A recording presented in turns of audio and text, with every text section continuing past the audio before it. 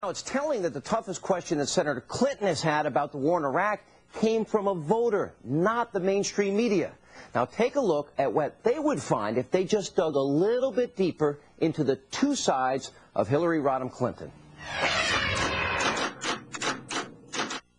Today, Mr. President, we are asked whether to give the President of the United States authority to use force in Iraq should diplomatic efforts fail to dismantle Saddam Hussein's chemical and biological weapons and his nuclear program. If we in Congress don't end this war before January 2009, as President, I will.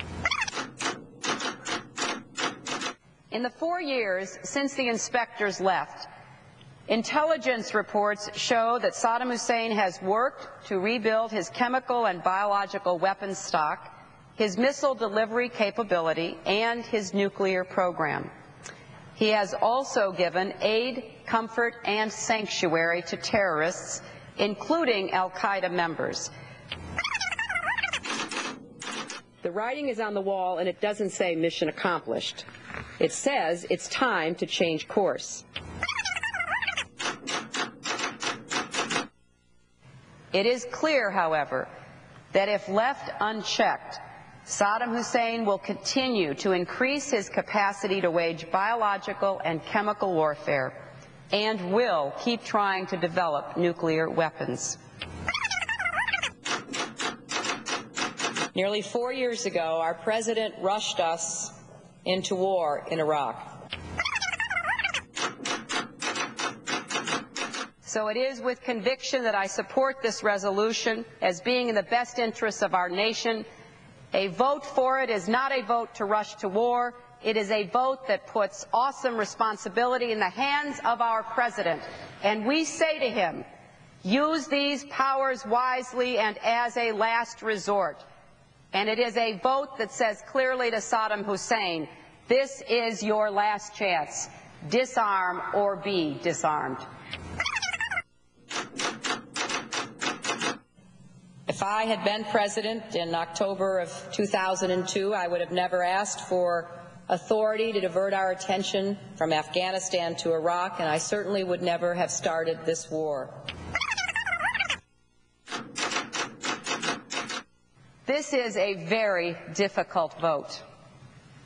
This is probably the hardest decision I've ever had to make. Any vote that might lead to war should be hard. But I cast it with conviction. And joining us now with more on Hillary Clinton's position or shifting positions on Iraq and why she seems to get a free pass from the left-wing press, Brent Bozell is with us from the Media Research Center. Brent, welcome back. Good to see you. Hi, Sean. How you doing? But let me first quote the bill that we're talking about in 2002, which she came out so strongly in support of, the one which she made the case for weapons of mass destruction, just like the president, the threat of Saddam, the threat of terrorists. It was, quote, the authorization for the use of United States armed forces. That's what it was about, and it was for the continued threat posed by Iraq. That was the actual wording of it, Brent. Well, it's true, but you know, with Hillary Clinton, this just conjures up memories of 8 years of the Clintons parsing words with is terminology. You know, I listened to her yesterday with that speech in New Hampshire where she accused the president of misleading her. She's pandering to a fringe, radical left Howard Dean vote when she says that, but that is absolutely untrue. In fact, before George Bush, as president, ever uttered a single word about WMDs, Hillary Clinton was absolutely convinced they were there. Why? Because her husband was saying they were there. That's why. Well, again, the title, October 2002, it was the authorization for the use of military force in Iraq. So, you know, for her to say now this wouldn't have happened or she's trying to obscure her vote here, there's a lot of questions here. Oh, but Sean, I'm sorry for interrupting. Yeah. Let me be clear about what the question you're raising. I didn't answer it. The point is, she was taking credit for this. Yeah. She was taking credit away from George Bush. She was giving herself the credit for starting this war. You know, but what's amazing about this ought to be a piece that you'd see on 60 Minutes, in my view. This ought to be a piece you ought to see on Dateline or 2020 or on any of the major news networks. You don't hear a word about this. They've never done their homework or research. It's interesting, Brent, the toughest question that she's had, Brent Bozell, is from a voter in New Hampshire, not from the press. The press, I would argue, is going to be the biggest contributor to our presidential campaign. Well, you notice a couple of things. One is that when she goes public, she does these town hall meetings. She won't talk to reporters. She won't go on your show to save her life. There are a whole lot of shows she won't go on. She'll go on the namby-pamby Today shows with Katie Couric. She'll do that because she knows she's not going to get a tough question.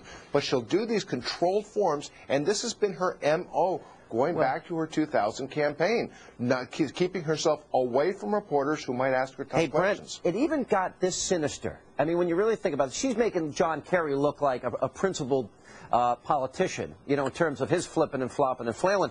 But, you know, after Saddam was captured, she literally said at that time, I was thrilled. This is a good day. Yesterday was a good day. I'm thrilled we got Saddam. Then she bragged.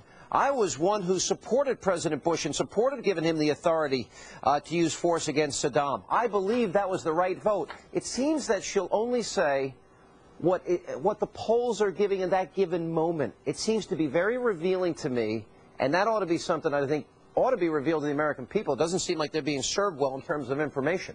Why doesn't any reporter ask her the questions posed by the Wall Street Journal this week, where they pointed out that every time she takes a position on it, it dovetails beautifully with the vote she needs to win some political office? Brent, I guess maybe Ralph Nader's right. She's a panderer and a flatterer. Let's see if it comes out in the press. I don't think it's going to. Frankly, they haven't asked her any tough questions since she arrived on the scene in 1992, and it's not going to change. But she could prove me wrong tomorrow, and I would love for the media to prove me wrong as well. Brent Bozell, thanks for being with us.